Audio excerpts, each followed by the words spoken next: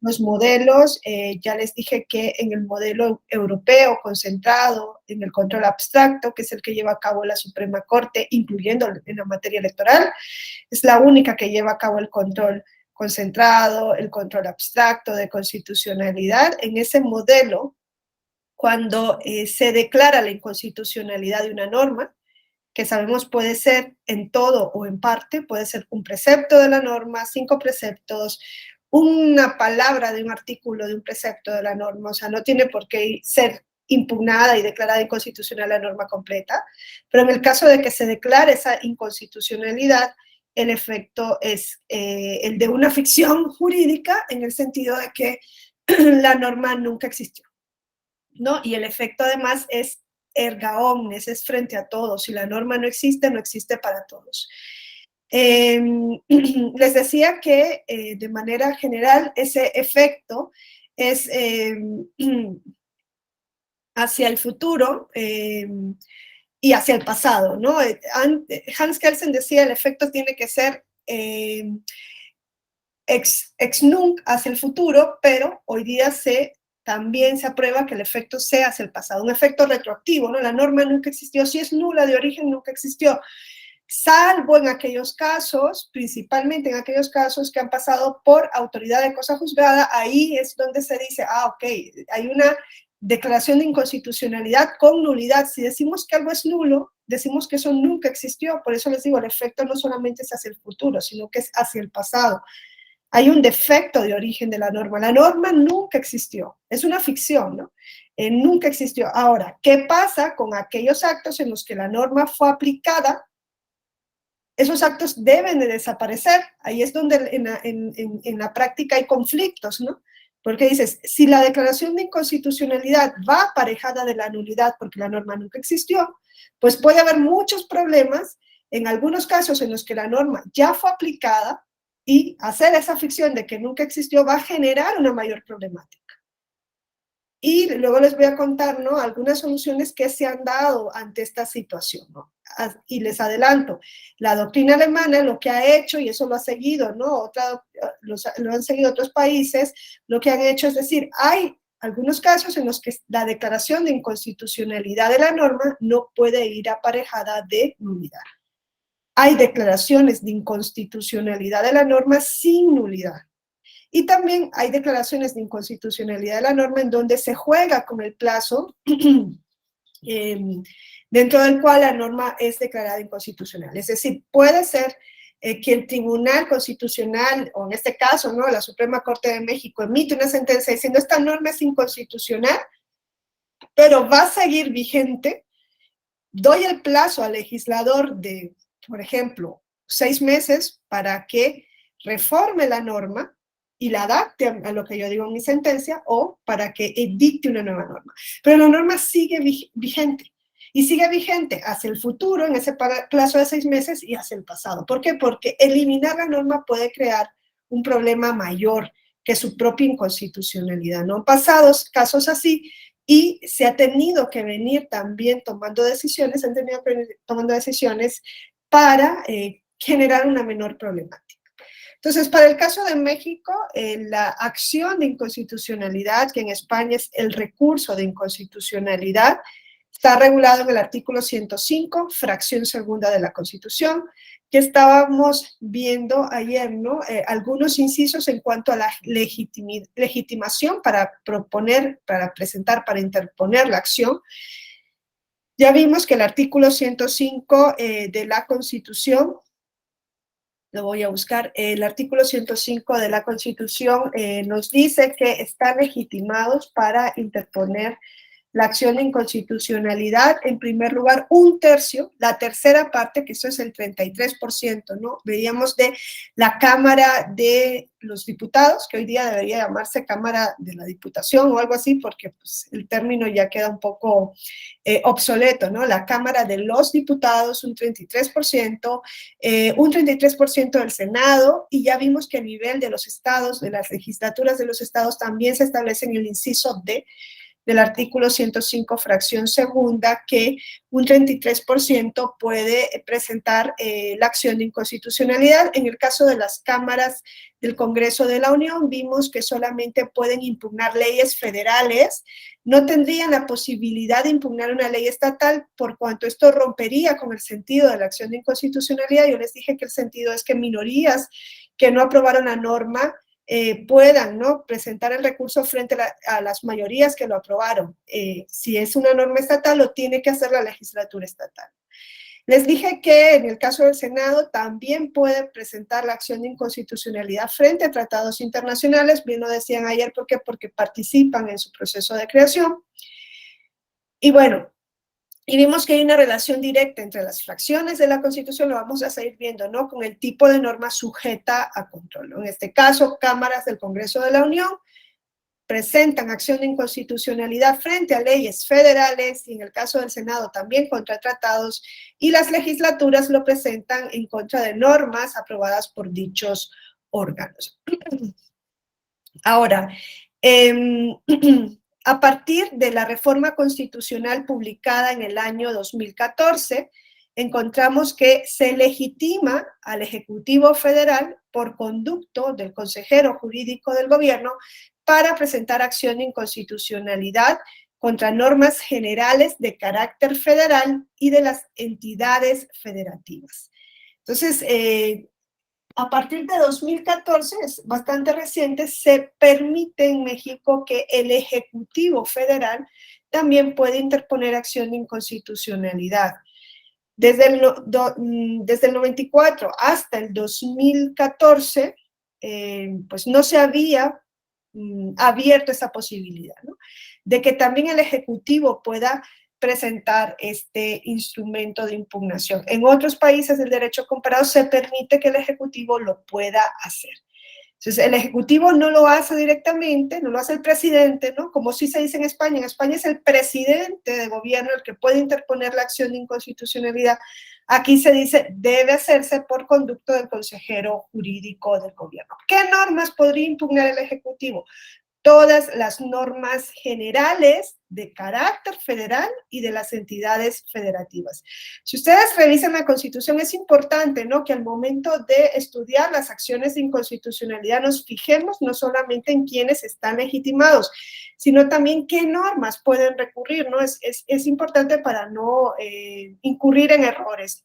Entonces, en el caso del Ejecutivo, lo que se nos dice es, puede impugnar, y es la legitimación más amplia, todas las normas generales, tanto federales como locales, ¿no?, de las entidades federativas. Esto incluye leyes, esto incluye tratados internacionales, esto incluye constituciones estatales, eso incluye reglamentos, decretos, todo tipo de normas. Es la legitimación más amplia en cuanto a la acción, la interposición de acción de inconstitucionalidad.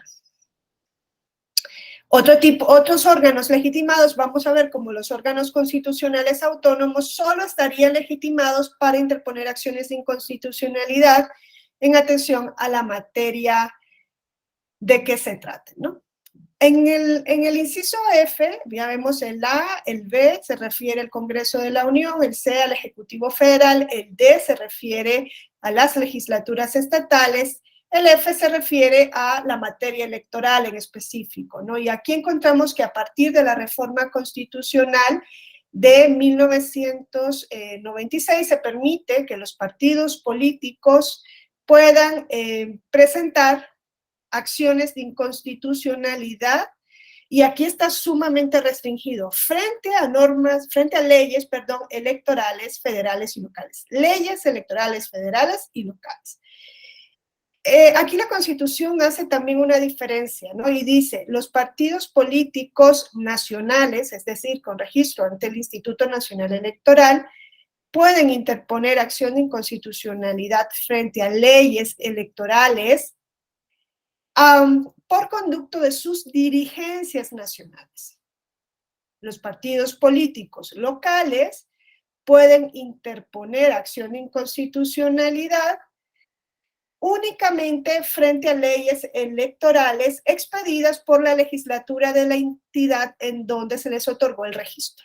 Entonces hay que tener también hecho ese matiz para entender cuál es la legitimidad de actuación que tienen en este caso los partidos políticos. Esa posibilidad de que los partidos políticos sean sujetos legitimados para interponer acción de inconstitucionalidad no se reconoce en 1994.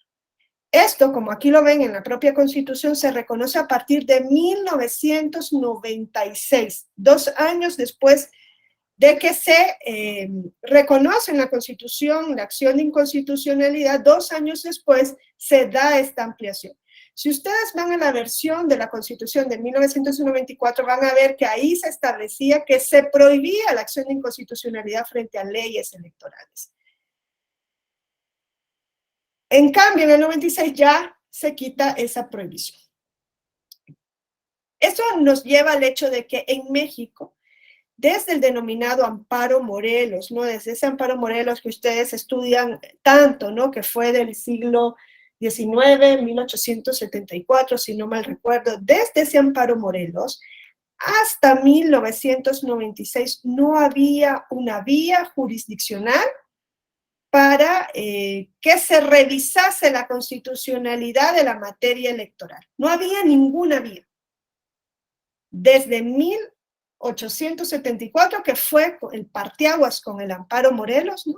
O podríamos decirlo quizá desde la tesis de Ignacio Vallarta con el Amparo Donde, en donde dice que el amparo es improcedente en materia electoral, hasta 1996 no había una vía en México, una vía jurisdiccional para revisar la constitucionalidad de la materia electoral. En 1996 se abre esa posibilidad a través de la acción de inconstitucionalidad como competencia exclusiva y excluyente de la Suprema Corte de Justicia de la Nación. Y quizá por esto es que la Constitución todavía contiene este párrafo que dice: la única vía para plantear la no conformidad de leyes electorales con la Constitución es la prevista en este artículo. Y esto es un error que tiene la Constitución, porque no es la única vía. A día de hoy, en el 96 sí era la única vía. ¿Por qué? Porque en el 96 no procedía el amparo en materia electoral como no procede a día de hoy. Esto es desde que se revirtió la tesis de incompetencia de origen, que tuvo lugar con el Amparo Morelos, que se revierte, ¿no? En 1881, creo que fue, ¿no? Con la tesis de Vallarta, en donde se dice el amparo es improcedente en materia electoral. Eso se fue recogiendo en todas las leyes electorales. A día de hoy el amparo es improcedente en materia electoral. Por tanto, el amparo no es una vía para plantear la inconformidad de una norma electoral con la Constitución. No es una vía. Eso hasta 1996 cerraba todas las posibilidades, ¿no? De que la materia electoral fuese revisada constitucionalmente. En el 96 se abre la posibilidad de revisión únicamente a través de acción inconstitucional. Pero hoy día no es la única vía. ¿Alguien me puede decir por qué hoy día no es la única vía la acción de inconstitucionalidad para plantear la inconformidad de leyes electorales con la Constitución?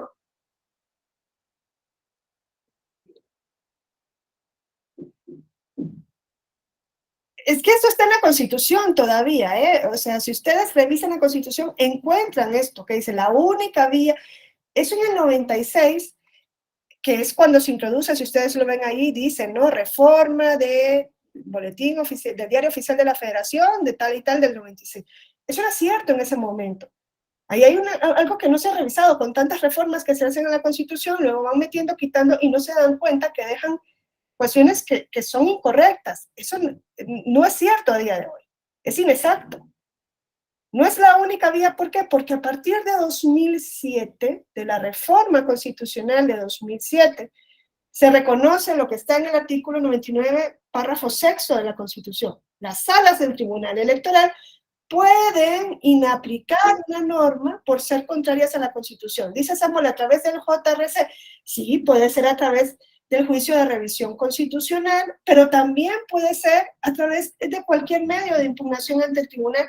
El REC, ¿no? El recurso de reconsideración, es una vía a partir de la cual se puede revisar la inconstitucionalidad. Es más, es para eso que está el REC, ¿no? Para revisar la constitucionalidad de las resoluciones, y se puede revisar la constitucionalidad de una norma. El tribunal, a través de sus medios de impugnación, que no solamente el JRC, lo ha hecho incluso a través del procedimiento especial sancionador o de REP, de revisión del procedimiento especial sancionador, se puede hacer a través de JDC, se puede plantear también la no conformidad de una norma electoral conforme a con la Constitución, ¿no? Ahora, lo que no puede hacer el Tribunal Electoral, y eso es lo que yo quiero que les quede claro, es expulsar a la norma del ordenamiento jurídico. Eso es lo que no puede hacer el Tribunal.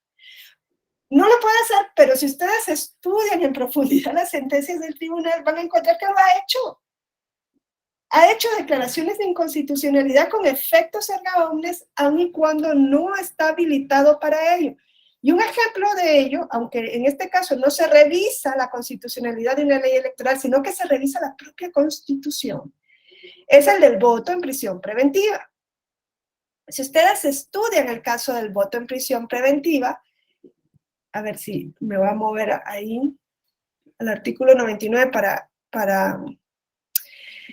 Miren, a lo que yo me refiero cuando les digo, ese párrafo es un error, porque no es la única vía para plantear la no conformidad de leyes electorales con la Constitución. No es la única vía la acción de inconstitucionalidad a día de hoy. Hay otras vías, no la vía del amparo, porque el amparo es improcedente frente a normas frente a la materia electoral, no solo normas, sino resoluciones, actos electorales, sino que está la vía ante el Tribunal Electoral del Poder Judicial de la Federación. Ahí también se puede plantear la no conformidad de normas electorales con la Constitución. Y si no, pues revisemos lo que dice la Constitución en el artículo 99, y dice, sin perjuicio de lo dispuesto en el artículo 105 de la Constitución, ¿qué establece el 105? Pues la acción de inconstitucionalidad.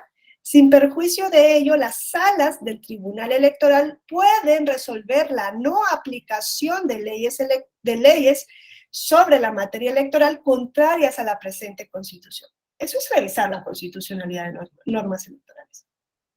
¿Se puede plantear la no conformidad de una norma electoral conforme a la Constitución ante el tribunal? Sí, el 99 nos dice que sí.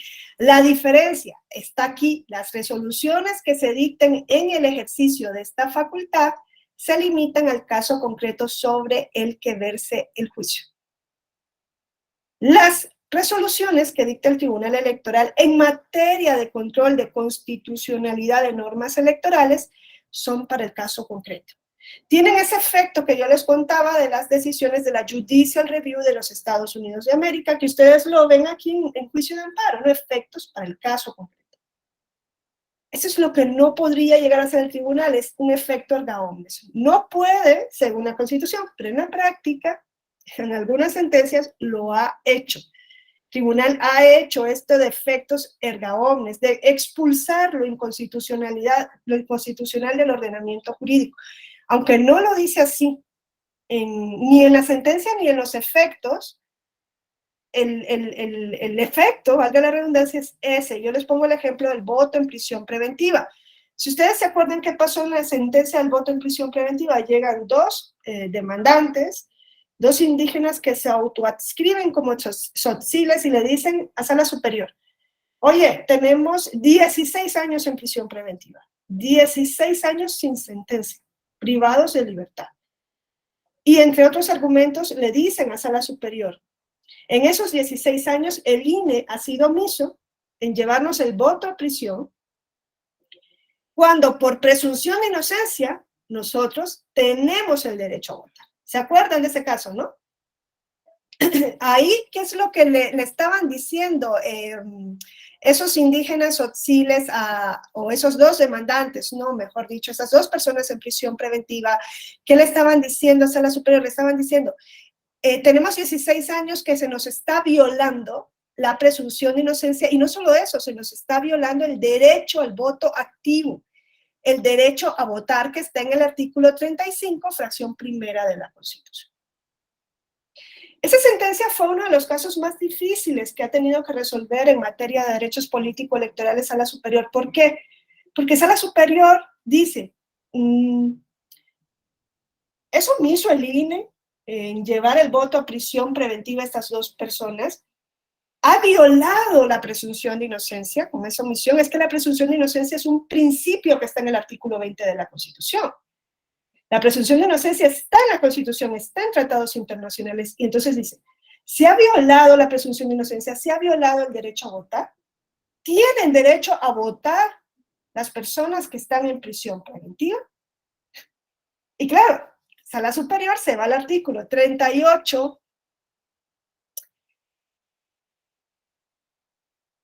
fracción segunda de la Constitución. ¿Y qué dice el artículo 38, fracción segunda? Dice, los derechos o prerrogativas de los ciudadanos se suspenden por estar sujeto a proceso criminal por delito que merezca pena corporal a partir de la fecha del auto de formal prisión. A partir de vinculación a proceso, se suspenden los derechos políticos. Eso dice la Constitución. No lo dice una ley, no lo dice una norma infraconstitucional, lo dice la Constitución. Y claro, estas dos demandantes le están diciendo a Sala Superior, el INE es omiso porque me está violando un derecho, y dice Sala Superior, ¿tienen el derecho? Si fuese un tribunal formalista, positivista, ¿no? Formalista, ¿qué hubiese hecho Sala Superior? Dice, el artículo 38, fracción segunda, dice que a partir de vinculación a proceso se suspenden los derechos político-electorales, ergo, los dos demandantes no tienen derecho y por tanto el INE no ha sido omiso en nada. ¿Sí o no? ¿Sería esa la respuesta de un tribunal formalista? ¿Sí o no? Sí, y está ahí, está en la Constitución. Es que es la norma suprema. Pero dice Sala Superior, yo no puedo ser estrictamente formalista, yo voy a resolver con base a principios. Deme un segundo, por favor.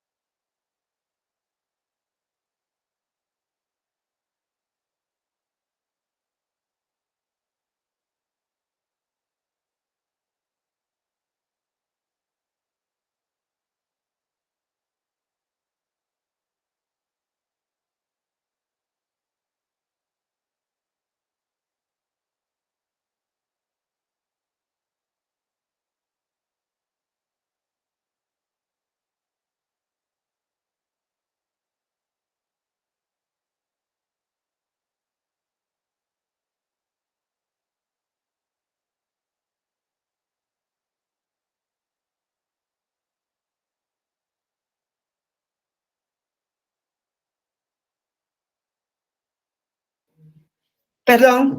Ok, entonces estábamos viendo ese caso del voto en prisión preventiva, ¿no? Yo aquí quiero, como en esta sentencia creo que podemos ver un poco de lo que les estoy diciendo en cuanto al control del tribunal electoral, ¿no? Entonces, aquí el tribunal se encontró con esa disyuntiva. No era que los demandantes le vinieron a decir, es que la ley, la LEGIPE, nos viola el derecho a votar que está en la Constitución. No, es que aquí el caso era complicadísimo. Es la Constitución. Si ven, hay una antinomia en la Constitución, ¿no? Porque dice, a partir de vinculación a procesos se suspenden los derechos políticos. No es a partir de que hay una sentencia, vinculación a proceso. Claro, quizá en el momento en el que se introdujo esta regulación en la Constitución no estaba el principio de presunción de inocencia. Ustedes saben que el principio de presunción de inocencia está a partir del 2008 en la Constitución. Porque esto se confronta con la presunción de inocencia. Si una persona es inocente, hasta que no hay una sentencia que demuestre lo contrario, ¿cómo le vas a quitar los derechos políticos? ¿No? Si la propia libertad está en discusión de que se la quiten a una persona que está sujeta a un proceso, sería la medida última, tomar lo último, la última decisión a tomar es privar de libertad a una persona y ponerla en prisión. Más en países como los nuestros, en los que no hay una distinción de personas que están en prisión preventiva y personas que están en prisión por sentencia, que no debería haber un trato distinto, ¿no? No es que las personas que ya fueron sentenciadas hay que torturarlas, vapulearlas, azotarlas, no, es que según nosotros estamos en un nuevo paradigma de derechos humanos, ¿no?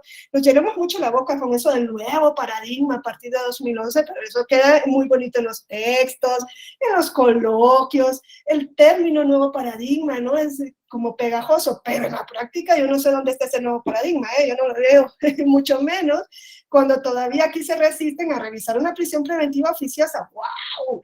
O sea, no, te acusan de un delito y ya vas a prisión, ¿se imaginan? Eso porque tal vez no nos pasa a nosotros, pero ¿se imaginan? Que mañana nos acusen de un delito, ya, directamente a prisión, sin razonar, si no tienes arraigo, si vas a salir huyendo, si no hay, no es la última medida, es la única.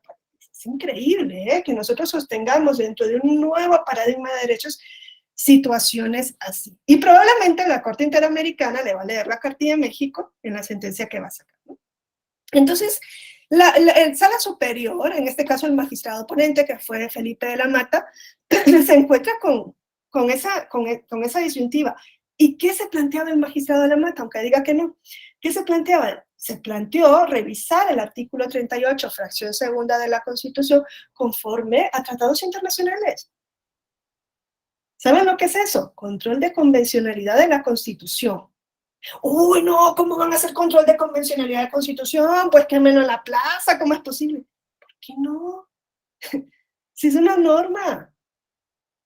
Que la soberanía, es que hoy día el concepto de soberanía, si nosotros estamos imbuidos en de que los tratados y tal, el concepto de soberanía va cediendo o se va leyendo desde otra perspectiva. Pero bueno, el magistrado no hizo o no propuso, ¿no? Hacer control de convencionalidad de la Constitución, porque hay una contradicción de tesis 293/2011 que dice que cuando hay una restricción de derechos en la Constitución, eso dentro del nuevo paradigma también es algo que dice, esa prevalece sobre cualquier protección más amplia que esté en un tratado internacional. ¡Wow! ¡Wow, eh! Entonces, ahí le bloquearon esa vía de hacer ese control de la Constitución, por ejemplo, conforme a la Convención Americana sobre Derechos Humanos. Ustedes saben que está la Convención Americana sobre Derechos Humanos. Es un tratado internacional regional, ¿no? Un tratado regional. El artículo 23 regula los derechos políticos como derechos humanos y establece en su párrafo segundo que los derechos políticos se pueden limitar, se pueden restringir, se pueden regular, eso lo sabemos, ¿no? Los derechos se pueden regular. Y dice, por ley y en los siguientes casos, únicamente o exclusivamente es el término que usa, exclusivamente por razón de edad, de nacionalidad, de residencia, de instrucción, de capacidad mental, me parece increíble que la convención ponga algo así, y luego dice, y por sentencia judicial dictada por autoridad penal competente. Esto quiere decir que la convención no reconoce la posibilidad de restringir derechos políticos por vinculación a proceso. Eso hubiese sido la salida para esa sentencia. Es contraria a la convención, yo aplico la convención. Eso es control de convencionalidad de la Constitución. No lo pudo hacer porque la contradicción de tesis 293/2011 cierra la posibilidad. ¿Qué hizo Sala Superior? Pues lo que hace Sala Superior es realizar una interpretación conforme de la Constitución con la propia Constitución. Ustedes saben que la figura de la interpretación conforme es una herramienta que tienen los tribunales para hacer el control de constitucionalidad de normas infraconstitucionales que están por debajo de la Constitución, principalmente de leyes, ¿no? Como un principio de deferencia al legislador. El legislador es el representante del soberano, como una deferencia al legislador. Una vez que se interpone, ¿no?, una acción de inconstitucionalidad o que se le pide a un tribunal que revise la inconstitucionalidad de una norma, lo primero que va a hacer el tribunal, o lo que debería hacer, es buscar una interpretación de esa norma que sea conforme a la Constitución para evitar esa declaración de inconstitucionalidad. Deferencia al legislador. Ese es el principio de interpretación conforme. Pues aquí lo hacen de la propia Constitución, con la Constitución. A veces yo me he puesto a pensar, ¿y es posible hacer interpretación conforme de la Constitución con la Constitución? No sé si es posible, pero eso es lo que hizo Sala Superior.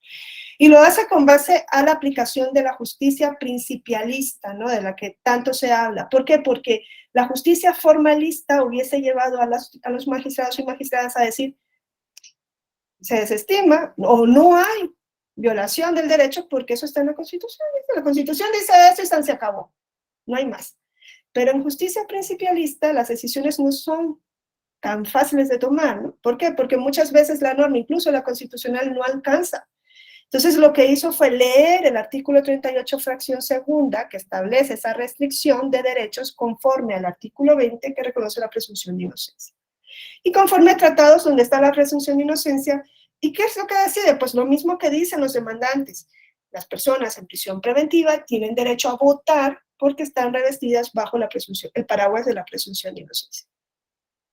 A lo que voy es a lo siguiente. Aquí hubo un control de constitucionalidad. Eso es un control de constitucionalidad. Interpretó la Constitución conforme a la propia Constitución. Según el artículo 99, párrafo sexto de la Constitución, el efecto de cualquier sentencia de control de constitucionalidad es para el caso concreto.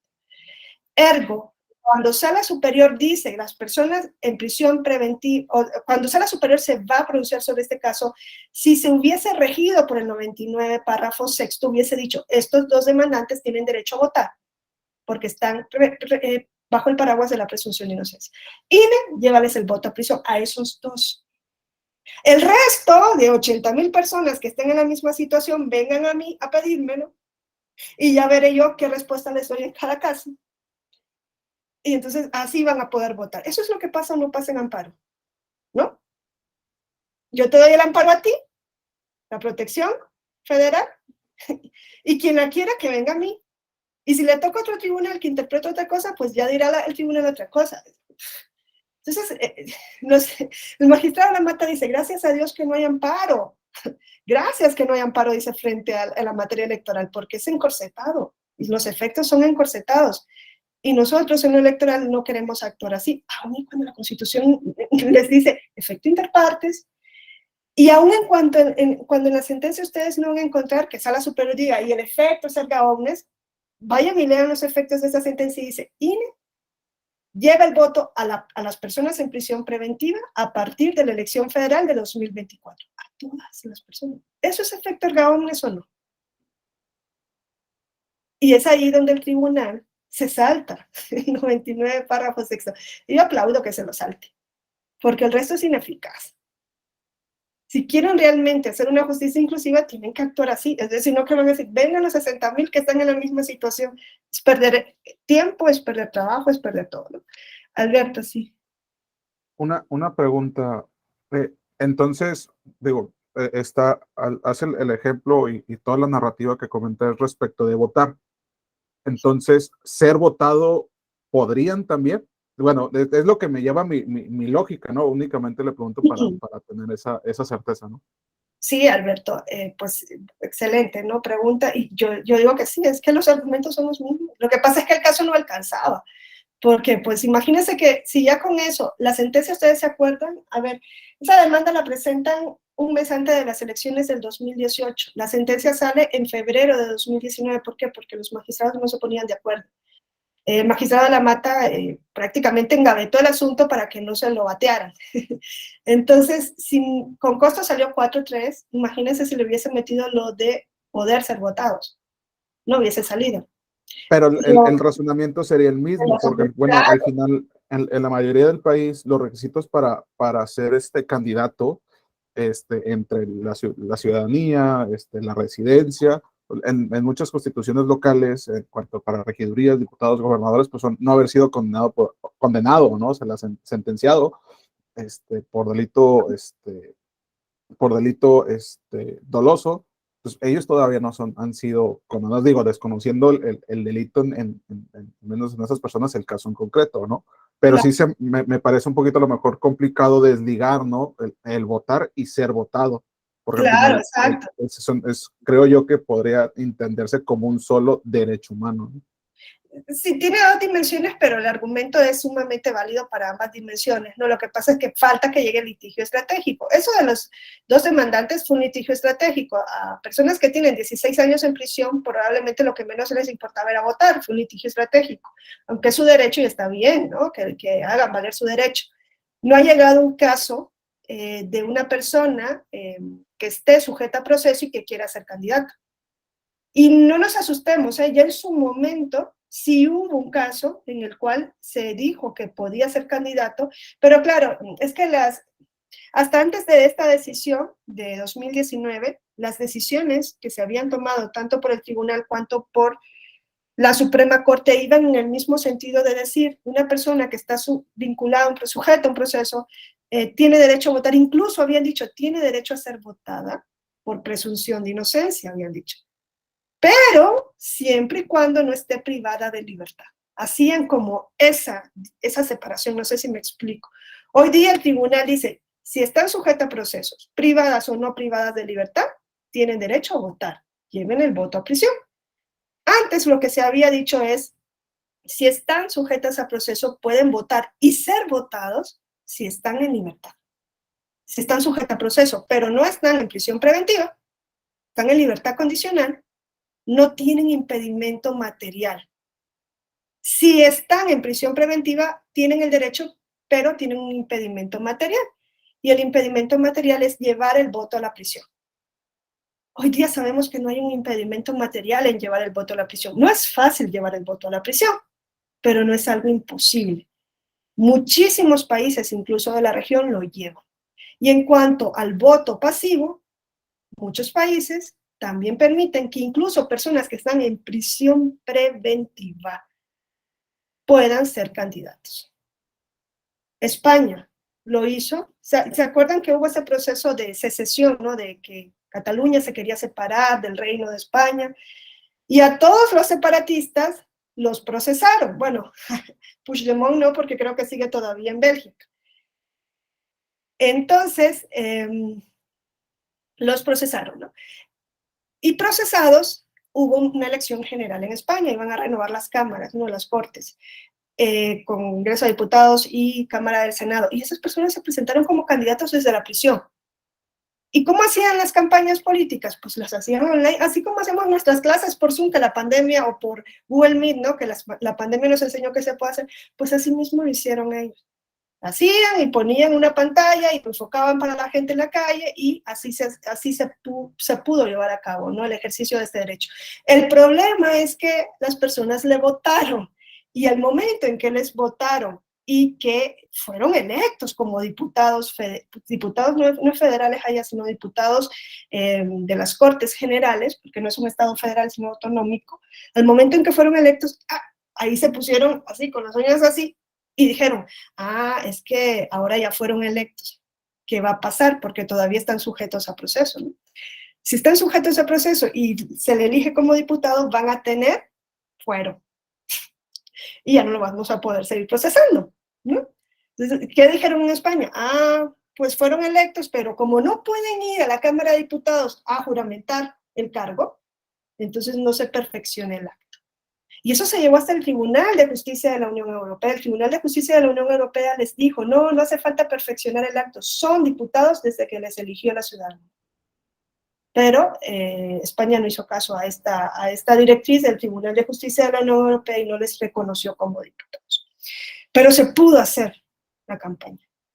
Es decir, si este caso llega a sala superior, difícilmente sala superior va a poder dar una argumentación diferente a la que dio en este JDC 352/2018 y acumulados, difícilmente. Y es más, pónganse a pensar, difícilmente se podría dar un argumento distinto para que una persona que está en prisión por sentencia tenga derecho a votar. Otra cosa es el derecho a ser votado ya si está sentenciado, porque si le eliges para el cargo, ¿cómo lo va a ejercer?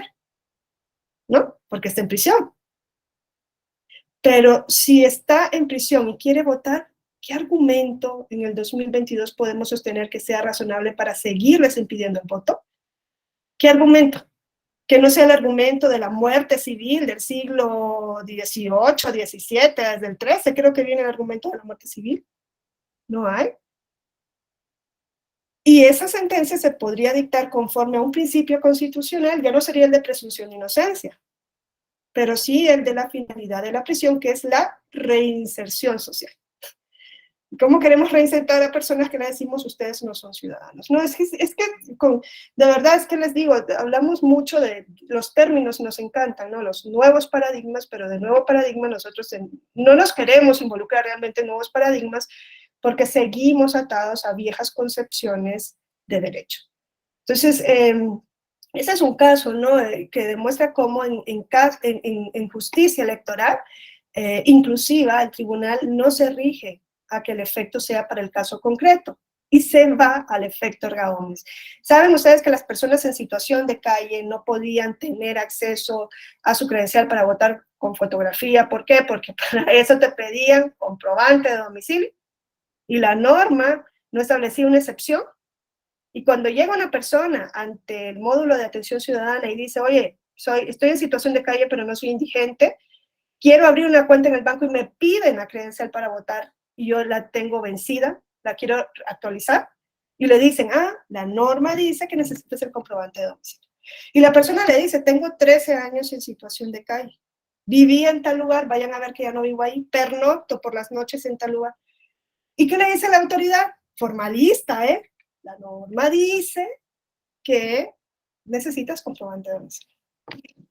Imagínense. Esta persona llega en JDC ante Sala Distrito Federal, antes que fuera Ciudad de México, y le dice, es inconstitucional esa norma, que pide comprobante de domicilio. La sala lleva a cabo un test de proporcionalidad y encuentra que la norma no es inconstitucional. Dice, hay una finalidad racional en pedir el comprobante de domicilio porque para efectos electorales hay que ubicar a esta persona en un lugar de votación. Pero hay una omisión. ¿Por qué no? Toma en cuenta la norma que hay personas que no tienen domicilio y para ellas hay que buscar otra salida. Y crean otra salida, ¿no? Que nosotros sabemos que ahora se pueden dar las credenciales para votar con fotografía sin dirección, pues sin domicilio, pero para efectos de geolocalización te ponen, ¿no? Esa persona es de tal entidad federativa, de tal sección, de tal municipio, no sé cómo es que se pone, pero no tiene una dirección. Eso se hizo por una sentencia también del Tribunal Electoral. Y el efecto no fue, solamente a ti, que vienes a mí, yo te voy a dar esa posibilidad. No, dijo, todas las personas en situación de calle van a tener derecho a su credencial para votar. Sí, Alberto. Otra duda, perdón. No. Sin duda alguna también la dirección, como dice, aparte es de localizar, pero también es determinar, a lo mejor no sé si circunscripción, sino el lugar donde vive para efectos de elegir a sus representantes en cuanto a regidores, diputados federales y locales, ¿no? A lo mejor el municipio, pues, no, es un poquito más sencillo, en cuanto a la ciudad del estado, pues ni se diga, ¿no? Uh-huh. Y ahí, para efectos de representantes distritales, no sé si en el caso no, y me surge la duda, él se adscribió o él dijo, yo quiero estar en este distrito o cómo fue, porque no sé si... Eso no tengo la información, ¿eh? Mentiría si te digo que la tengo. No sé cómo... A ver, es que, como podrán notar, no soy mexicana y no tengo, no tengo credencial para votar con fotografía. No sé si les ponen en la credencial para votar, ¿no? La dirección, la entidad. Y sección electoral En también. la sección, quizá conforme a la sección, lo pueden determinar, ¿no? Sí, y esa sección va relacionada con el domicilio. Uh-huh. Pues si Por esta eso, persona... claro, ¿cómo determinan? Entonces lo que hicieron en lo que le dijo la sentencia del tribunal al INE es, como esta persona dice que está en situación de calle, vas a tener que mandar a funcionarios a ir a averiguar si realmente ya no vive en su okay. domicilio del padrón, y tienen que ir a ver y a constatar que pernocta donde dice pernoctar. Miren, mandaron a los funcionarios a verificar si pernocta ahí. Por ejemplo, si pernocta en la banca de un parque, ese parque es lo que se va a tomar para efectos de su geolocalización. No se le va a poner domicilio, pero se le va a ubicar en esa sección electoral. Eso es lo que se decidió, ¿no? En esa, hay que ubicarlo en una sección y conforme al lugar donde pernocte. Y eso es lo que tienen que averiguar las autoridades. Que se puede hacer por testigos, pero también se puede hacer por una observación directa, ¿no? Sí, Samuel. De hecho, abonando lo que usted comenta, en aquella ocasión yo leí esa nota y verifiqué lo del Tribunal Electoral. Se le dijo al IFE entonces que pusiera el domicilio donde la persona solía dormir. Es decir, que le dijeron, ok, ¿él dónde suele dormir? Bueno, aquí a un costado de los periódicos, fuera de la estación, no sé, Chabacano, por mencionar un número. Entonces, en aquel entonces, todas las credenciales todavía tenían domicilio. Todavía no existía esta modalidad de suprimir tu domicilio. Entonces, creo que en aquella ocasión se le dijo al IFE pues, que pusiera como dato referenciador el lugar donde él habitualmente pernoctaba. Sí, lo que no se pone es la calle. Ahí se le pone un guión, porque pues no tiene calle, ¿no? No se pone exactamente el número de exterior y eso, ¿no? Pero sí, conforme, como dice Samuel, el lugar donde pernocta, ¿no? Y es lo que se toma en cuenta para efectos de geolocalización electoral, que es lo que decía la sala en su test de proporcionalidad, que es conforme a la Constitución, ¿no? Que hay que ubicar a la persona, la ciudadana o ciudadano en un lugar, porque ahí es donde va a votar. Si no lo ubicas, pues va a poder ir a votar donde le dé la gana. Y dicen, no se puede hacer así. Pero lo que voy es, exacto, Samuel, a lo que voy es el efecto, ¿no? El efecto de eso es para todos los casos y no nos damos cuenta, que dice, ¿y cuál efecto interparte? Sí, el efecto interparte es que, como dice el artículo 99, es que solamente se lo den al que viene a pedir la protección constitucional y se lo dan a todos. ¿Se salta la barda del tribunal? Sí, pero pues yo celebro que lo haga, porque lo contrario es ineficaz. Pero la Constitución no le permite hacer eso, ¿no? Pero bueno, es lo que ha venido pasando y más aún en materia de justicia inclusiva. Bueno, entonces, con relación a los partidos políticos, ya vemos que es en el 96 que se permite esa posibilidad. La Suprema Corte ha dicho, ¿no? Quien está legitimado es el partido político, es un partido político, no están legitimadas asociaciones civiles políticas, no están legitimadas agrupaciones políticas, ni siquiera las agrupaciones políticas nacionales, ¿no? Que nosotros sabemos que en su momento pueden contender en un proceso electoral, aunque no tienen una finalidad electoral en sí, pero no están legitimadas para promover acción de inconstitucionalidad. Ahora, si un partido político va a ejercer una acción de inconstitucionalidad, un partido político nacional, por ejemplo, frente a una ley estatal, no lo puede hacer a través de su dirigencia estatal, sino que lo tiene que hacer a través de su dirigencia nacional. ¿Por qué? Porque la Constitución lo dice. Y es que no leemos muchas veces las normas, por eso hay que leer y entender la Constitución, ¿no? Dice, los partidos políticos con registro ante el INE solamente pueden actuar a través de sus dirigencias nacionales, aunque lo que vayan a impugnar sea una ley electoral local. ¿Por qué un partido político nacional puede impugnar una ley local? ¿Por qué? Porque el nacional puede participar en ambos tipos de procesos, pero lo tiene que hacer por su dirigencia nacional, y aún así, que lo dice la Constitución, pues miren, hubo 2 acciones de inconstitucionalidad promovidas por partidos políticos a través de su comité ejecutivo estatal y se las desecharon, porque no tienen legitimación. Ahora, si ustedes siguen revisando, ¿no?, la Constitución, pues encuentran que hay otros sujetos legitimados en México para promover la acción de inconstitucionalidad. El inciso G de la Constitución habla de la Comisión Nacional de los Derechos Humanos, ¿no? La Comisión Nacional de los Derechos Humanos sería otro de los sujetos legitimados, y dice, ¿qué normas pueden impugnar leyes federales o de las entidades federativas, tratados internacionales aprobados en México que vulneren derechos humanos consagrados tanto en la Constitución como en tratados internacionales? ¿No? Por eso les decía que si el tratado internacional es sobre derechos humanos, no se puede impugnar por esta vía porque es un parámetro de control y no un sujeto de control. La CNDH entonces puede promover acción de inconstitucionalidad y las ha promovido en distintas materias relacionadas con derechos humanos. El INAI también puede promover acción de inconstitucionalidad igual frente a leyes federales, estatales o tratados internacionales, siempre y cuando vulneren el derecho de acceso a la información pública y la protección de datos. Lo mismo los organismos autónomos, constitucionales autónomos a nivel estatal, ¿no? También lo pueden hacer. Claro, si son, por ejemplo, un comité de derechos humanos estatal, solamente lo podría hacer frente a las leyes de la legislatura de la entidad federativa a la que pertenezca ese organismo, ¿no? Entonces, el INAI puede presentar acción de inconstitucionalidad si se vulnera el derecho de acceso a la información pública y la protección de datos. Y así lo ha hecho, ¿no?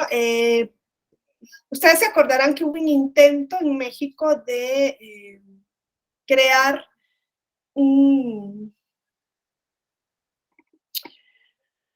un padrón, el PANAUL, ¿no? El padrón el nacional de usuarios de telefonía móvil. Hubo una reforma de la Ley Federal de Telecomunicaciones y Radiodifusión y por medio de esta ley se pretendía crear este PANAUL, ¿no?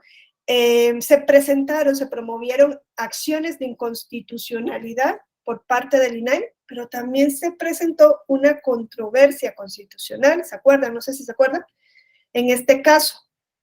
Pero bueno, lo que voy es a la acción de inconstitucionalidad. Se promovieron acciones de inconstitucionalidad, ¿por qué? Porque decían, este nuevo padrón es inconstitucional porque viola, entre otros, el derecho a la intimidad y el derecho a la identidad, incluso de menores de edad, al pretender usar datos biométricos. No se quería, o este padrón iba a obligar a los usuarios y usuarias a registrar sus datos biométricos para tener un número de telefonía móvil, ¿no? Decían, esto afecta a esos derechos constitucionales que también están en tratados internacionales. Y se declara la inconstitucionalidad de este PANAU, ¿no? De esta reforma de la Ley Federal de Telecomunicaciones y Radiodifusión. Quien interpuso estas acciones fue el INAI. Ahora, una cosa que deben tener claro, la acción de inconstitucionalidad en México no tiene efectos suspensivos. La norma sigue produciendo efectos hasta que la Suprema Corte resuelva sobre su inconstitucionalidad o constitucionalidad o no diga nada, que es el caso que puede pasar en México, desgraciadamente, ¿no? En el caso del PANAU, de este padrón, se suspendió por la controversia constitucional que se presentó, pero no por las 2 acciones de inconstitucionalidad promovidas por el INAI. No tiene efectos suspensivos. La norma sigue produciendo efectos hasta que haya una decisión por parte del tribunal. Y también nos dice la Constitución, puede presentar acción de inconstitucionalidad el fiscal general de la República respecto de leyes federales y de las entidades federativas en materia penal y procesal penal, así como las relacionadas en el ámbito de sus funciones. Entonces, el fiscal general de la República también puede promover acción de inconstitucionalidad. Aquí hubo un malentendido en este asunto del fiscal general de la República. Porque en su momento lo que se esgrimía ante la Suprema Corte es que únicamente, el fiscal general de la República podía promover acciones de inconstitucionalidad en materia penal. Y no es así. Hubo una acción de inconstitucionalidad que es la 138, diagonal 2019, que fue promovida por la Comisión Nacional de los Derechos Humanos en contra de un decreto del Congreso del Estado de Puebla que modificaba artículos relacionados con la desaparición forzada de personas. Entonces, lo que se impugnaba ahí era un decreto del Congreso del Estado de Puebla que había modificado artículos relacionados con este delito, ¿no? Desaparición forzada de personas. Se presenta la acción por parte de la CNDH y se llama, ¿no?, al órgano emisor de la norma, que es el legislador estatal de Puebla. También se llama quien promulga la norma, que en este caso es el Ejecutivo, no estatal. ¿Qué dijo el Congreso del Estado de Puebla, que es quien había emitido esa norma que estaba siendo impugnada por inconstitucional? Dijo, esta acción es improcedente porque la CNDH no tiene legitimación para impugnar una norma penal, ya que el inciso F del 105 fracción segunda nos dice que únicamente el fiscal general de la República puede impugnar normas penales. Es competencia exclusiva del fiscal general. Así se entendió. Mira lo que dice el inciso F. El fiscal general de la República respecto de leyes federales y de las entidades federativas en materia penal y procesal penal, así como las relacionadas con el ámbito de su competencia. Ustedes leen que dice únicamente el fiscal de la República puede promover acción de inconstitucionalidad en materia penal y procesal. Leen eso. Dice la Constitución, únicamente el fiscal lo puede hacer. No dice eso. Entonces, aquí la Suprema Corte le dice al Congreso del Estado de Puebla, la premisa de la que partes es errónea. No solo la Fiscalía General tiene legitimación para impugnar normas en materia penal. Lo puede hacer cualquiera de esos órganos legitimados. Lo cierto es que la Fiscalía solo puede impugnar normas en tal materia. Es decir, la Fiscalía General de la República no podría impugnar por inconstitucional una norma porque viola el derecho de acceso a la información pública. Si eso no tiene una relación con la materia penal, no podría impugnarlo la Fiscalía. La Fiscalía solamente puede impugnar normas penales en materia penal o procesal penal, pero no es que exclusivamente la Fiscalía lo pueda hacer. No sé si me explico, ¿no? Por eso hay que entender un poco lo que dice la Constitución, ¿no? Porque en sí la Constitución debería ser una norma abierta. La Constitución tiene que ser una norma abierta. Esas lagunas que encontramos en la Constitución, ¿no? Esas ambigüedades, esas vaguedades, son propias de la norma constitucional. Una Constitución tiene que ser así. ¿Por qué? Porque la Constitución no establece una militancia política. La Constitución tiene que dejar abiertas varias posibilidades que van a ser concretadas luego conforme a todo el conjunto, principios, valores, normas constitucionales. La técnica de hacer de la Constitución un reglamento es un error. ¿Por qué? Porque si pones todo en si lo vas delimitando todo en la Constitución, pues la vas a tener que estar tocando en todo momento. Como que se pierde un poco, ¿no? Esa deferencia, ese respeto hacia la norma suprema. Si ves que se está reformando, viene un gobierno y a su antojo reforma. Viene otro y ya no le gustó el inciso 1 del numeral A, del párrafo 3 de la fracción 4 del inciso, o sea, lo reforma. Es lo que nos pasa, ¿no? Es que desde la Constitución se está haciendo un reglamento, no una Constitución como una directriz. Y eso crea peligro, ¿no? Porque pues como que Entonces la Constitución es tocada en todo momento. Miren, no puede ser reformada en cualquier momento, o no debería ser reformada en cualquier momento, ni tampoco podemos llegar al extremo de no querer reformar a la Constitución. Ni intocable, ni sumamente maleable, ¿no? Deberíamos estar en un punto medio, pero pues no estamos en México en el punto medio, ¿no? Yo la verdad es que cuando llegué aquí me propuse como meta y dije, bueno, yo me voy a estudiar la Constitución, ¿qué puede pasar? Díganse, son 130 y tantos, ¿no? Artículos, pues yo me los voy a estudiar. Me propuse tantos artículos por día, pero llega al artículo cuarto y casi me vuelvo loca. Y dije, pero si yo nunca termino de entender esto y lo otro, no. Hay constituciones que caben en libritos chiquititos, ¿eh? Así, en un librito así. ¿Por qué? Porque son parcas. Establecen directrices que van a ser desarrolladas. Luego todo esto va a crear una problemática. Si la Constitución es ambigua, si la Constitución es demasiado vaga, pues para eso están los tribunales constitucionales, para sentarnos el último sentido que hay que darle a la Constitución. Esa es la labor de los tribunales constitucionales, ¿no? Los intérpretes de la Constitución. Bueno, entonces esto es en cuanto a la legitimación de la acción de inconstitucionalidad. La Constitución también nos habla del plazo para ejercer la acción de inconstitucionalidad, ¿no? Hay un plazo para ejercer esta acción y está en el artículo 105, fracción segunda de la Constitución. Si ustedes van al 105, fracción segunda, lo que dice es: pero la Suprema Corte de Justicia de la Nación conocerá, dice, en los términos que señale la ley reglamentaria de los siguientes asuntos. Fracción segunda, de las acciones de inconstitucionalidad que tengan por objeto plantear la posible contradicción entre una norma de carácter general y la Constitución. Y dice luego, las acciones de inconstitucionalidad podrán ejercitarse dentro de los 30 días naturales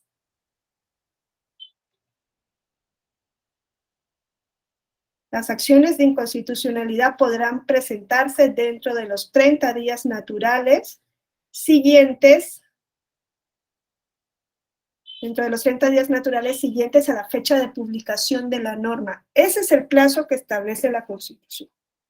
Acciones de inconstitucionalidad deben ejercitarse dentro de los 30 días naturales siguientes a la fecha de publicación de la norma. 30 días naturales.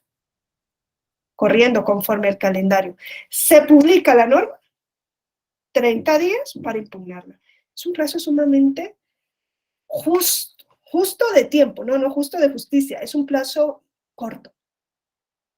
Porque para presentar una demanda de acción de inconstitucionalidad hay que tener un bagaje, una argumentación de los conceptos de invalidez que probablemente no se pueda hacer en 30 días. Es difícil hacerlo en 30 días. Miren, en el derecho comparado, por ejemplo, en España son 3 meses a partir de la publicación de la norma, a partir del día siguiente de la publicación de la norma. En México se dice 30 días naturales siguientes a la fecha de la publicación de la norma. Eso es lo que dice la Constitución. Ahora, la ley reglamentaria de las fracciones primera y segunda del artículo 105, en su artículo 60 dice lo siguiente. Dice la ley reglamentaria, el plazo para ejercitar la acción de inconstitucionalidad será de 30 días naturales, contados a partir del día siguiente a la fecha en que la ley o tratado internacional impugnado sean publicados en el correspondiente medio oficial. Y miren lo que dice. Si el último día del plazo fuera inhábil, la demanda podrá presentarse el primer día hábil siguiente. Y dice más, en materia electoral, para el cómputo de los plazos, todos los días son hábiles.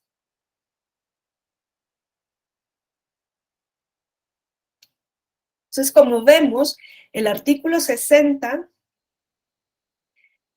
hay alguien que se salió por error, dice Vanessa, Joel Valentín, y si le pueden dar otra vez, Alejandro, si le pueden dar otra vez acceso, por fin. Entonces, perdón, lo que nos dice el artículo 60 es que si el último día del plazo de 30 días es inhábil, la demanda puede presentarse el primer día hábil siguiente. Frente a ese artículo de la ley reglamentaria de las fracciones primera y segunda del 105 de la Constitución, se presentó una acción de inconstitucionalidad. La acción fue la 138 diagonal 2019. Y en esa acción el concepto de invalidez es que la conclusión del plazo, esa ampliación, ¿no?, del plazo, porque si concluyen un día hábil que se habilite al día hábil siguiente, no está prevista en el 105 de la Constitución. A ver si me explico. Lo que le dijeron a la Suprema Corte, tu ley reglamentaria, esa ley reglamentaria del 105 es contraria al artículo 105 fracción segunda de la Constitución, porque el 105 fracción segunda dice el plazo para presentar la acción es de 30 días naturales, una vez que se publique la norma, y no pone ninguna excepción. Y la ley reglamentaria nos viene a decir que si el último día del plazo es inhábil, se tiene que correr al día siguiente hábil. Eso no está en la Constitución, esto va más allá de la Constitución, es inconstitucional. Eso es lo de la Suprema Corte. La Suprema Corte resuelve la acción de inconstitucionalidad 138 diagonal 2019 y lo que dice es el artículo 105 de la Constitución puede interpretarse en dos sentidos. Dice. Uno, aquel sentido que considere que la demanda de acción de inconstitucionalidad debe presentarse necesariamente en el plazo de los 30 días naturales siguientes a la fecha de la publicación de la norma, estrictamente, formalmente dentro de los 30 días naturales. O el otro sentido dice, incluso cuando el último día sea inhábil, ¿no? Si el día 30 es domingo, ese día se tiene que presentar. Preséntalo el 28. No sé si me explico, ¿no? Son 30 días naturales desde que se publica la norma. Si el último día es un domingo, pues preséntalo el viernes y ya no van a ser 30, van a ser 28, ¿no? Por eso la ley dice, si el último día es inhábil, pues que lo presenten el lunes, aunque sea el día 31. No sé si me explico con eso, ¿no? Claro, dice la Suprema Corte, o lo entendemos así, que si es el último día es domingo, pues ¿por qué no lo presentaste desde el viernes? O puede incluirse la excepción de ampliar el plazo si el último día es inhábil para cumplir con la ratio, con la finalidad de la norma, que es garantizar la supremacía de la Constitución. Y entonces aquí dice la Suprema Corte, a veces hay que evitar formalismos procesales que impiden un enjuiciamiento de fondo de un asunto y aplicar el principio de indubio pro actione. Es cierto, dice que la Constitución habla de 30 días naturales, pero hombre, si es que el aplicar ese plazo estricto va a impedir que entremos a analizar si la norma es contraria o no a la Constitución, indubio pro actione, prefiero que se amplíe, como dice el artículo 60 de la ley reglamentaria. Entonces la Suprema Corte dijo, esa ampliación es conforme a la ratio de la acción de inconstitucionalidad. Yo les decía que la ratio, la razón de ser, ¿no?, de la acción de inconstitucionalidad es defender la supremacía normativa de la Constitución. Y ayer lo decíamos, ¿no? La Constitución puede decir que es norma suprema, ¿no? Y se puede echar todas las flores ella misma. Pero si no hay un mecanismo para defender esa supremacía, eso es letra muerta. Y es lo que dice aquí la Suprema Corte. Yo beneficio ese mecanismo, me da igual, si el último día es inhábil y se tiene que correr al día 31, pues bienvenido sea. Se corre el siguiente día hábil. Ahora, hubo otra acción de inconstitucionalidad que se presenta en 2001, una acción de inconstitucionalidad, la 15-2001, en donde la Suprema Corte de Justicia de la Nación estableció que la regulación del artículo 60, esto de que se amplía el plazo al siguiente día hábil, opera de manera general en las acciones de inconstitucionalidad que se promuevan, excepto en materia electoral. Miren, en esta acción se pretendía la inconstitucionalidad de la reforma de unos artículos del Código Electoral de Michoacán. Esa reforma había sido publicada el 8 de febrero de 2001, por ejemplo. 8 de febrero de 2001.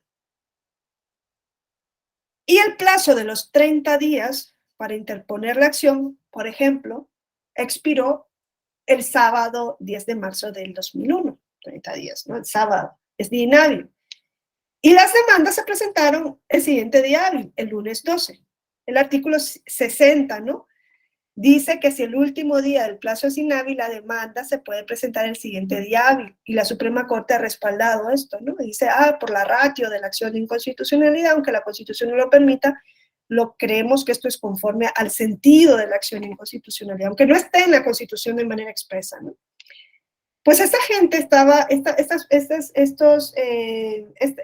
no me acuerdo quién es el que impugnaba el Código del Estado de Michoacán, pensemos que fue una minoría parlamentaria, presenta el día hábil y se la desechan, la acción de inconstitucionalidad. ¿Por qué? Porque en materia electoral todos los días son hábiles, ¿no? Aquí dice el artículo 60, en materia electoral para el cómputo de los plazos todos los días son hábiles. Ahí no opera la excepción. Ahí sí tienen que ser 30 días. Que el último día fue sábado, pues haberlo presentado el viernes. ¿Me entienden? Ahí dijo la Suprema Corte, perdón, en materia electoral no vale la excepción. Excepto en materia electoral se puede aplicar lo de la prórroga del plazo. Ahora, ¿cuál es el procedimiento para la acción de inconstitucionalidad? Eso es lo que les digo, es la acción de inconstitucionalidad, la 15/2001. El procedimiento son una serie de etapas, ustedes pues ya conocen, ¿no? Esas etapas de cómo se lleva a cabo el desarrollo, ¿no? De la acción de inconstitucionalidad. Les dije, hay que promoverla, se promueve por demanda. La demanda tiene que estar firmada por quienes la promuevan. Si la van a promover minorías parlamentarias, el 33% de la Cámara de los Diputados, pues tiene que firmar. Ese 33%, ese tercio de la Cámara tiene que firmar la demanda, ¿no? Se hace por demanda, se tiene que señalar el órgano legislativo y ejecutivo que hubiera emitido y promulgado la norma. Si fue un tratado internacional, pues la minoría del Senado o el Ejecutivo Federal, que es el otro que podría impugnarlo, o no sé, la CNDH, si considera que el tratado que se aprobó viola derechos, tiene que señalar cuál fue el órgano que dictó, que emitió y promulgó esa norma, ¿no? Que dio validez a esa norma. Se tienen que señalar los órganos, ¿por qué? Porque ellos también van a ser escuchados en la acción de inconstitucionalidad. Desde luego ellos van a defender la constitucionalidad de la norma que emitieron. Se tiene que especificar la norma cuya invalidez se reclame, todo esto tiene que venir en la demanda, se tiene que identificar la norma general cuya invalidez se reclame, dónde fue publicada para ir a constatar que fue publicada en tal fecha y que la acción fue presentada dentro del término que se establece en la Constitución. Se tienen que hacer valer los preceptos constitucionales que se estiman violados, o en su caso, si fueran artículos de tratados, se tiene que especificar qué derechos contenidos en esos tratados fueron violados. Es decir, yo puedo impugnar una norma general por violar la Constitución o puedo impugnarla por violar derechos que están en tratados internacionales, porque estos tratados sobre derechos forman parte del bloque de constitucionalidad. Y se tienen que hacer valer conceptos de invalidez. En amparo son conceptos de violación, ¿no? Se le llama conceptos de violación, ¿no? Y aquí son conceptos de invalidez. Por eso les digo que el plazo de 30 días es un plazo sumamente corto para promover la acción de inconstitucionalidad. En el derecho comparado encontramos plazos más amplios. La primera etapa, entonces, es promover la demanda. En la siguiente etapa, lo que hace la Suprema Corte o quien preside la Suprema Corte es designar a un ministro o ministra instructora que va a instruir el procedimiento y va a formular un proyecto de resolución. Este ministro o ministra tiene que examinar el escrito de demanda, tiene que ver si hay o no un motivo manifiesto para su improcedencia. Si lo hubiera, lo desecharía de plano. Hay causales de improcedencia, están en la ley reglamentaria del artículo 105, fracción primera y segunda de la Constitución. Hay también causales de sobreseimiento, que están también en esta ley reglamentaria. También se establece que si la demanda fuese oscura, se puede prevenir a quien presente la acción de inconstitucionalidad para que presente aclaraciones. El plazo es de 5 días, pero si es materia electoral, el plazo se acorta. Vamos a ver que en materia electoral los plazos se van a acortar. El plazo sería de 3 días, es materia electoral. Se tiene que también pedir a las partes, si el ministro o ministra instructora así lo considera, que presente los elementos necesarios para resolver mejor el asunto. Si fuese necesario, se le puede pedir. Si la demanda, si la acción de inconstitucionalidad es frente a una ley electoral, puede solicitarse la opinión a la Sala Superior del Tribunal Electoral. Ustedes han visto, ¿no?, que muchas veces Sala Superior ha emitido una opinión. Si es en materia electoral, la ley reglamentaria establece que se le puede pedir esa opinión. Esa opinión no es vinculante, es una consulta, porque es el órgano especializado en la materia en México. Ustedes se acuerdan del caso de la ley Bonilla, ¿no? Fue magnífico el caso de la ley Bonilla, cuando se modifica la Constitución estatal para extender el periodo por el que había sido electo el gobernador, ¿no?, que era de 2 años, y ahora decía, no van a ser 2, van a ser 5 años. Increíble. Claro, la Constitución estatal es una norma general, entonces esta puede ser revisada conforme a la Constitución federal. Se impugna, yo creo que fue el PAN el que impugnó, ¿no?, en ese caso, no me acuerdo si fue el PAN, impugna, ¿no?, por acción de inconstitucionalidad, la inconstitucionalidad de esta reforma, y se le dice a Sala Superior, ¿qué opinas al respecto? Y es un elemento más que tuvo la Suprema Corte para resolver, y se acuerdan que dijo, es inconstitucional. ¿Por qué? Porque ya hay reglas del proceso electoral que fueron previamente establecidas, y si cambiamos las reglas, una vez que ya se eligió, ¿no?, ya se llevó a cabo la elección, estás alterando el derecho al voto libre y directo del electorado, entre otras razones, ¿no? Entonces, ese es un ejemplo de cómo se puede pedir esa opinión consultiva a Sala Superior. Luego nos dice, transcurrido el plazo para esto, ¿no?, para que el ministro instructor o ministra instructora vea si la demanda es oscura, si necesita aclaración, si necesita mejores pruebas, si en materia electoral y necesita una opinión. Una vez pasado esto, entonces se da vista al órgano que hubiera emitido la norma. Por eso en la demanda se tiene que decir qué órgano emitió la norma.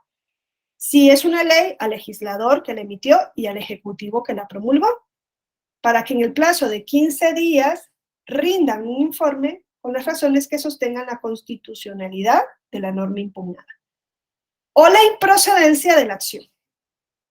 El plazo es de 15 días. Si fuese una norma electoral, el plazo se acorta a 6 días para rendir este informe de la autoridad que emitió la norma impugnada. Entonces, si se trata de una ley federal, por ejemplo, cada una de las cámaras debería emitir un informe por separado.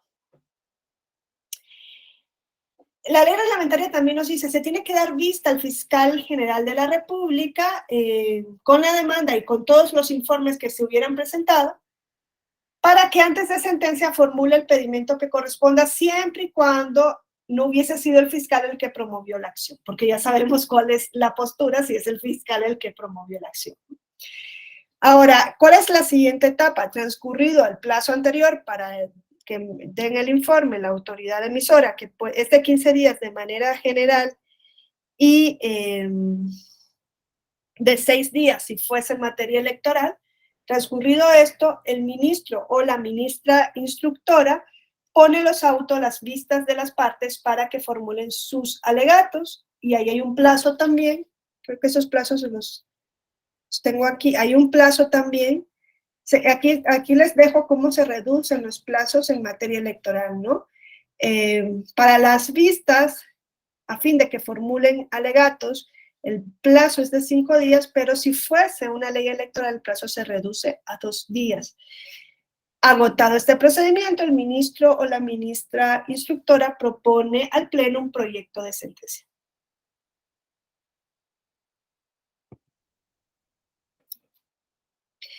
¿Qué sería la siguiente etapa, ¿no? Se ponen los autos a vista, y una vez que se ponen a vista para que se formulen alegatos, se propone un proyecto de sentencia. Vuelvo a repetirles, conforme al artículo 64 de la ley reglamentaria del artículo 105, fracción primera y segunda de la Constitución, la admisión de la acción de inconstitucionalidad no da lugar a la suspensión de la norma cuestionada. Si se admite la acción no significa que ya la norma deja de producir efectos, no, la norma sigue aplicándose hasta que no haya una decisión de la Suprema Corte de Justicia de la Nación. Y eso es así en el derecho comparado también, ¿no? Yo me acuerdo que en España se reformó el Código Civil en cuanto al matrimonio igualitario en el 2004, si no me equivoco, y la sentencia del matrimonio igualitario salió en el 2012. El matrimonio igualitario se siguió aplicando en España, ¿eh? Estaba impugnada por inconstitucional, el tribunal tardó 8 años en pronunciarse, pero se permitía el matrimonio igualitario, hasta que el tribunal se pronunciara sobre si era o no constitucional esa reforma del Código Civil.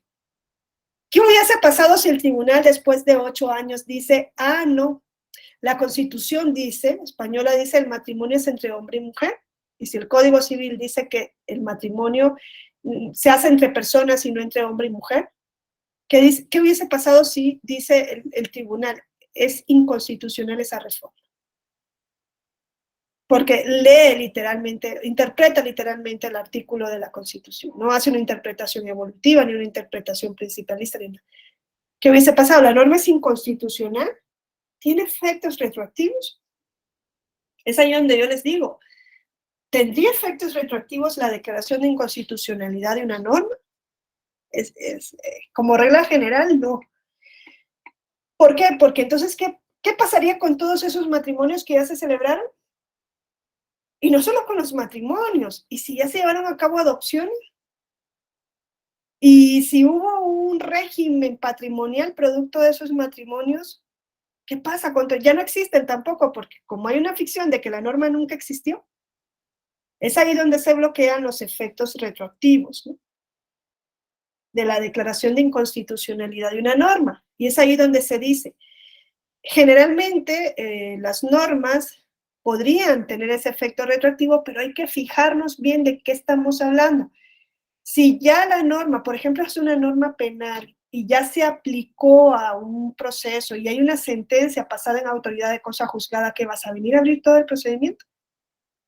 Porque la norma que se aplicó ya no existe porque fue inconstitucional de origen. Y lo que se nos dice en el derecho comparado y en el derecho mexicano es, a menos que beneficie a una persona sancionada en el ámbito de lo penal o de lo contencioso administrativo, una norma que se declare inconstitucional no puede tener efectos, esa inconstitucionalidad no puede tener efectos hacia el pasado. Es decir, si la declaración de inconstitucionalidad de una norma que se aplicó en un proceso que ya pasó por autoridad de cosa juzgada va a beneficiar al reo, ¿por qué? Porque la norma planteaba que ese delito tenía como pena una prisión de 30 años, y como ahora la declaraste inconstitucional, ya no van a ser 30 años, van a ser 10, vuelves a abrir el procedimiento, porque la declaración de inconstitucionalidad beneficia al sentenciado. En caso contrario, es difícil hacer ese efecto retroactivo. En España pasó una cuestión muy llamativa en ese sentido. También en Alemania. Alemania ha sido como la pionera, y Austria y Alemania han sido los pioneros en esto de cómo jugar con las declaraciones de nulidad. O sea, de inconstitucionalidad va a la par de nulidad, pero han sido pioneros en matizar esa nulidad. Hubo en España, me acuerdo, no sé si me acuerdo bien, pero hubo en España una ley que decía que los matrimonios tenían que hacer la declaración patrimonial en conjunto, como sociedad conyugal, las dos partes del matrimonio, los dos cónyuges, ¿no?, tenían que declarar en conjunto. Esa ley fue impugnada por inconstitucional y el tribunal decide que efectivamente es inconstitucional y lo tienen que hacer de acuerdo al régimen conforme al cual se casaron. Si fue régimen así de sociedad, lo iban a hacer en conjunto, si eran por bienes separados, por separado. y declara inconstitucional la norma. Y ahí la pregunta es, ¿esto puede tener efectos retroactivos? En España hubo un boom, boom, boom con eso. Y dijeron, pues debería tener efectos retroactivos. Y claro, bueno, administrativistas, ¿no? Juristas como García de Enterría decían, no, es una locura el tener efectos retroactivos. Por suma justicia, decía. Entonces, si tiene efectos retroactivos, significa que la Hacienda española tiene que devolver todos los impuestos que se cobraron mal. Imagínense si la Hacienda española va a comenzar a regresar los impuestos que durante 10 años se cobraron mal. Y dijeron, no, es hacia el futuro, pero no va a ser, la sentencia dice efectos para el pasado no va a tener, solamente hacia el futuro. ¿Por qué? Porque el efecto hacia el pasado va a ser mucho más perjudicial. Es como un ejemplo de cómo se pueden jugar con los efectos de la declaración de inconstitucionalidad. Hubo otro caso, también en España, de una reserva natural. La reserva natural había sido declarada, un parque había sido declarado como reserva natural por el Estado, pero como es un Estado autonómico España, eso le correspondía, como estaba dentro del territorio de la Comunidad Autónoma de Cantabria, le correspondía hacerlo al Estado de Cantabria, no al Estado español. Entonces, se impugna la norma por inconstitucional, esa norma que había declarado un determinado lugar como reserva natural. Y lo que dice el tribunal es, ok, yo declaro la inconstitucionalidad, pero no voy a declarar la nulidad de la norma, porque si declaro la nulidad es como si esa norma nunca hubiese existido y voy a dejar sin protección a esta reserva natural. Lo que voy a decir en mi sentencia es que es inconstitucional porque esta competencia no le corresponde al Estado, sino a la comunidad autónoma, y le voy a decir al legislador autonómico, tienes 6 meses para aprobar la norma. Y cuando apruebes tu norma, deja de valer la del Estado y va a valer esta, pero no va a quedar desprotegido, ¿no? Para evitar una laguna de protección, también se pueden hacer se pueden tomar esas decisiones. Bueno, no sé si hasta el momento tengan alguna pregunta o comentario.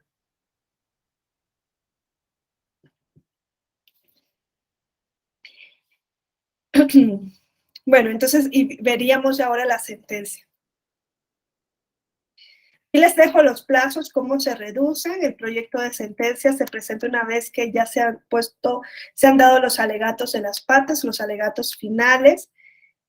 Y lo que nos dice la ley reglamentaria es que para la materia electoral hay un plazo de 5 días, una vez que se den esos alegatos, para que el ministro o ministra ponente presente el proyecto de sentencia, y una vez que se presente este proyecto de sentencia y que se comienza a circular, hay 5 días para emitir el fallo. En materia electoral se deja claro que tienen que ser 5 días para poner a circular el proyecto y 5 días para emitir el fallo. ¿Por qué? Por la brevedad de los plazos, ¿no? Y luego, en cuanto a la sentencia, pues también aquí lo que se nos dice en la ley reglamentaria es que, a ver si lo tengo por aquí. Bueno, la ley reglamentaria lo que nos dice es que la sentencia que se dicte en acción de inconstitucionalidad tiene que contener una fijación breve y precisa de las normas generales que hubiesen sido impugnadas, los preceptos que la fundamenten, las consideraciones que sustenten el sentido tomado, el alcance y efectos de la sentencia, los puntos resolutivos, si se decreta un sobreseimiento, cuáles son, ¿no? Más o menos el contenido de las sentencias está en el artículo 41 de la ley reglamentaria de la Constitución, de la ley 41 de la ley reglamentaria del artículo 105 de la Constitución. Ahora nos dice el artículo 71, al dictar sentencia, la Suprema Corte deberá corregir los errores que adviertan a cita de los preceptos invocados y suplir los conceptos de invalidez planteados en la demanda. La Suprema Corte podrá fundar su declaratoria de inconstitucionalidad en la violación de cualquier precepto constitucional, haya o no haya sido invocado en el escrito inicial. ¿Eso qué quiere decir? Que hay suplencia. En el caso de la acción de inconstitucionalidad, hay suplencia en la demanda.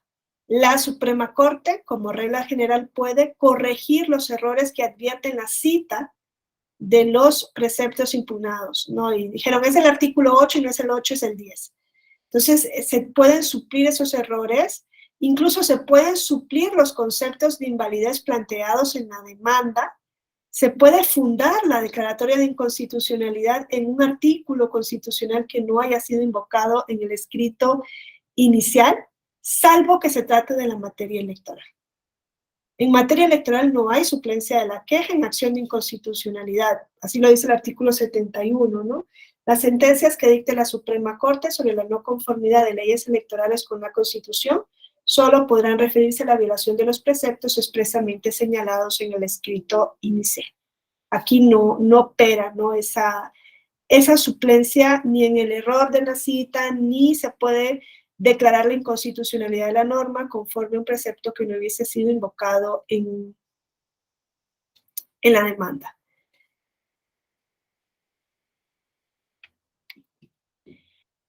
Ahora dice el artículo 72, las resoluciones de la Suprema Corte solo podrán declarar la invalidez de la norma si fuesen aprobadas cuando menos por 8 votos. Si no se aprobaran por la mayoría indicada, el tribunal pleno desestimará la acción y ordenará el archivo del asunto. Si con posterioridad a la entrada en vigor de la declaratoria se aplicara la norma declarada inválida, el afectado podrá denunciar dicho acto de conformidad con el procedimiento establecido en la ley de amparo. Y bueno, aquí es donde se plantea también un conflicto con relación a la acción de inconstitucionalidad. Para que haya una sentencia declarando la inconstitucionalidad de una norma, ¿no? Esa sentencia tiene que ser emitida por mayoría cualificada, ¿no? Nos dice cuando menos 8 de 11 ministros y ministras. Eso es algo que también se discute en México. Si esa mayoría tiene que subsistir o si es un bloque de contención casi insuperable que impide que se emitan sentencias de inconstitucionalidad. 8 votos. Es más, es que en México eso se lía un montón, porque no solamente es para declarar la inconstitucionalidad, los 8 votos, es que también es para decidir sobre la constitucionalidad de la norma. Se necesitan 8 votos de los ministros y ministras para decidir si la norma es inconstitucional o si la norma es conforme a la Constitución, y por tanto ya no se puede volver a impugnar por ninguna vía, ¿no? Para tener un sentido en la sentencia, piden 8. En España, por ejemplo, son 12 magistrados y magistradas quienes integran el Tribunal Constitucional, y lo único que dice la ley reglamentaria es que hay quórum con 5 magistrados, no son ministros, son magistrados, y que para sentencias de inconstitucionalidad tienen que haber 5 votos en el mismo sentido. 5 de 12. No es una mayoría cualificada, ¿no? Eso exige que por lo menos estén presentes 5 mínimo y que 5 voten a favor de la inconstitucionalidad. Si hay 8, de esos 8 que estén presentes, 5 tienen que votar a favor de la inconstitucionalidad. En México se exige mayoría cualificada, se discute si esto se tendría que rebajar a mayoría simple, exigiendo un quórum, ¿no? Para el caso de acciones de inconstitucionalidad. Y lo otro que nos dice aquí es, si se declara la inconstitucionalidad de una norma, esto no puede ser aplicada por ninguna autoridad. Y si hay alguna autoridad que lo aplique, pues hay un procedimiento que se establece en la ley de amparo para el caso de que se incumplan con las sentencias de amparo que ustedes pues conocen mejor que yo, que puede llegar incluso, ¿no?, a desaforar del cargo a la autoridad que incumpla. Además que se le puede abrir un proceso ante un juez de distrito. Entonces, ese sería como un breve panorama de las acciones de inconstitucionalidad, que es en materia electoral una de las principales funciones de control que tiene la Suprema Corte. La otra es la contradicción de tesis, que ustedes también ya conocen, ¿no? Que está también regulado.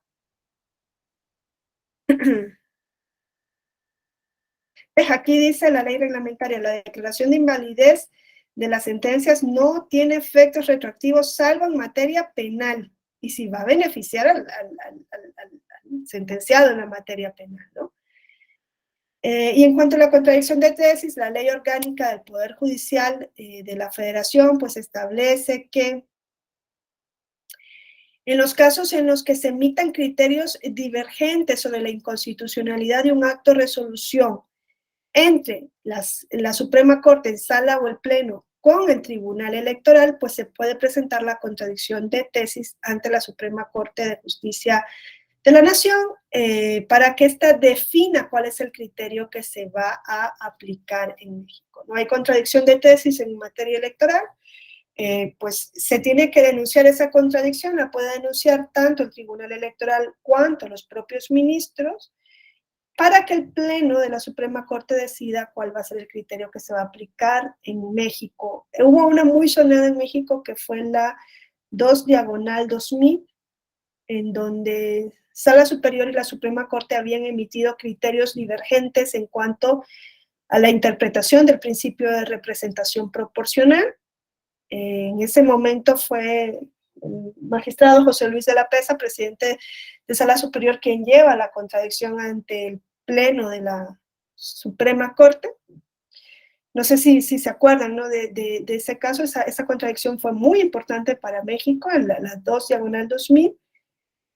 La Suprema Corte recibe la contradicción de criterios. Ella ya había emitido una jurisprudencia diciendo cómo se debía entender el principio de representación proporcional para el caso de las entidades federativas, porque la Constitución lo regula para el caso de la federación. Y Sala Superior decía que no se tenían que ajustar a la jurisprudencia de la Suprema Corte.